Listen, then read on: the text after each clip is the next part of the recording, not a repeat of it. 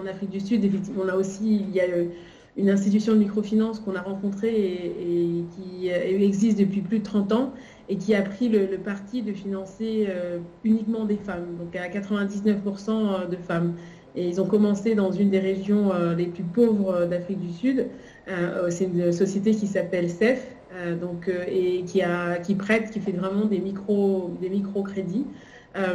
sur la base aussi d'une solidarité. Donc, c'est des prêts qui sont effectués à des groupes de femmes et ils constatent, en tout cas, c'est ce qu'on voit d'un point de vue financier, c'est que les taux de défaut de ces femmes et les taux de défaut de ces groupes sont extrêmement faibles. Donc, c'est un outil qui est assez important, la microfinance, mais je pense que ce n'est pas le seul. Peut-être que ce n'est pas forcément l'outil à privilégier, parce que je pense qu'on en reparlera avec Myriam, mais si on parle de passage à l'échelle, on a aussi besoin, nous, Proparco, d'accompagner ces femmes entrepreneurs via d'autres outils, comme le soutien en direct, via des prêts peut-être des femmes ou des entreprises de taille plus importante, mais aussi en passant par des partenaires. Comme le disait à la séquence précédente, on doit passer par des fonds d'investissement qui prennent parfois des engagements et on doit passer aussi par des banques commerciales qui ont aussi, pour certaines, pris certains engagements